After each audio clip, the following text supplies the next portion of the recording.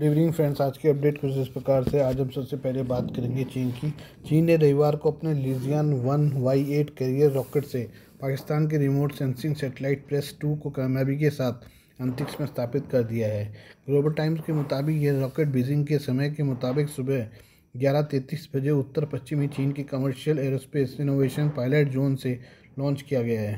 Global times ने अपनी report में कहा है कि इस मिशन में 3 satellite Pakistan remote sensing satellite प्रेस-2, एयरसैट-03 और एयरसैट-04 को लॉन्च किया गया है।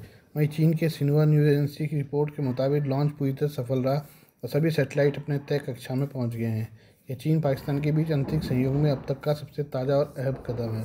पाकिस्तान के लिए ये सैटेलाइट इसलिए काफ़ी महत्वपूर्ण है क्योंकि अभी तक उसके पास खुद का कोई खुफिया जासूसी सैटेलाइट नहीं था। ग्लोबल टाइम्स के मुताबिक प्रेस-2 पाकिस्तान का अत्याधुनिक रिमोट सेंसिंग सैटेलाइट है जिसे चीन ने डिज़ाइन और प्रोडक्शन किया है। यह उपग्रह हाई रेजोल्यूशन इमेजिंग क्षमता रखता है और पृथ्वी की सतह से 1 मीटर से भी कम रेजोल्यूशन पर डेटा कैप्चर कर सकता है।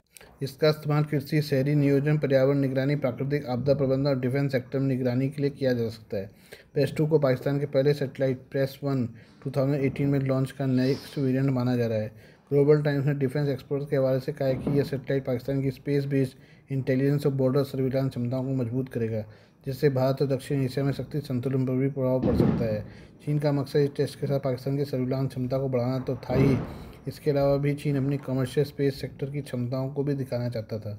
लीजियन 1Y8, जिसे चीन की CAS स्पेस कंपनी ने डेवलप किया है, वो एक सॉलिड फ्यूल रॉकेट है जो लगभग 1500 किलोग्राम पेलोड को 700 किलोमीटर सन सिंक्रोनस ऑर्बिट SSO में स्थापित कर सकता है। इस रॉकेट की खासियत यह है कि इसकी कीमत कम और तेज़ लॉन्च तैयारी है, जो इसे छोटे और मध्यम आकार के सैटेलाइट मिशनों के लिए आदर्श बनाती है।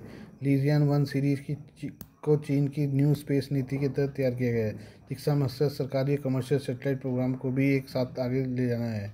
वहीं जहां तक भारत की बात है, भारत के लिए चिंता की बात ज़्यादा इसलिए नहीं है क्योंकि चीन पहले से ही पाकिस्तान को सर्विलांस मदद देता आया है। ये बात करें अमेरिका की। अमेरिकी राजनेता चैंडलर लैंगविन को भारतीयों के बारे में विवादित टिप्पणियों के लिए भारी आलोचना का सामना करना पड़ रहा है। शनिवार को फ्लोरिडा के राजनेता को उनकी विवादास्पद टिप्पणियों के लिए नगर परिषद ने फटकार लगाई है। फ्लोरिडा की पाम बे सिटी काउंसिल ने लैंगविन को उनकी टिप्पणियों के चलते 3-2 के मत से प्रतिबंधित कर दिया है। वाशिंगटन पोस्ट की रिपोर्ट के अनुसार नगर परिषद के इस कदम के बाद लैंगविन को किसी भी मुद्दे को एजेंडे में शामिल करने में पहले आम सहमति बनानी होगी। इसके अलावा निंदा प्रस्ताव के तहत राजनेता को आयुक्तों के बारे में टिप्पणी करने से भी रोका जाएगा, उन्हें समितियों से भी हटा दिया जाएगा। काउंसलर चैंडलर लैंगविन ने एक पोस्ट में अमेरिका से भारतीयों को निकाले जाने का आह्वान किया था। उन्होंने लिखा, एक भी भारतीय ऐसा नहीं है जो अमेरिका की परवाह करता हो। वे यहाँ हमारा आर्थिक शोषण करने तथा भारत तथा भारतीयों को समृद्ध बनाने के लिए हैं। अमेरिका अमेरिकियों के लिए है। हालांकि बाद में आलोचना होने पर उन्होंने पोस्ट को डिलीट कर दिया था। कहा था कि उनका आशय भारतीय अमेरिकी समुदाय से नहीं बल्कि उन वीज़ा धारकों से था जो अस्थायी रूप से अमेरिका में हैं।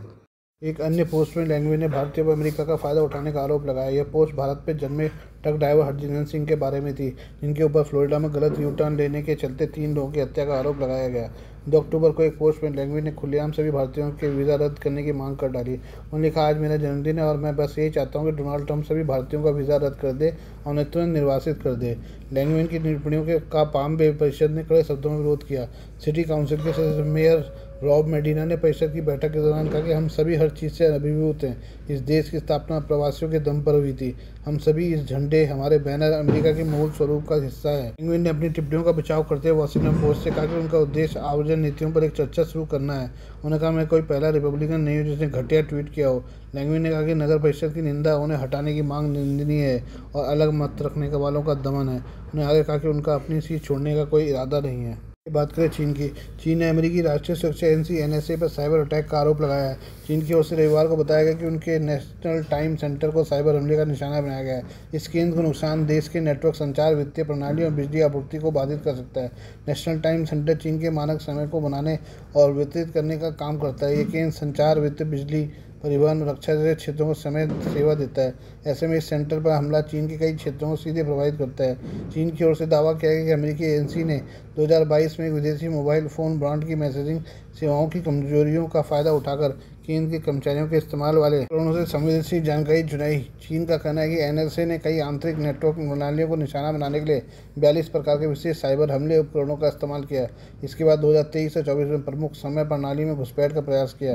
चीन के सुरक्षा मंत्रालय ने एक वीचैट पोस्ट में आरोप लगाया कि अमेरिकी एजेंसी ने एक विदेशी मोबाइल फ़ोन ब्रांड की मैसेजिंग सेवाओं की खामियों का फ़ायदा उठाया था। हालांकि उसने उक्त ब्रांड का खुलासा नहीं किया। चीन ने कहा कि उसके पास सबूत है, लेकिन उसने पोस्ट में इनका जिक्र नहीं किया है।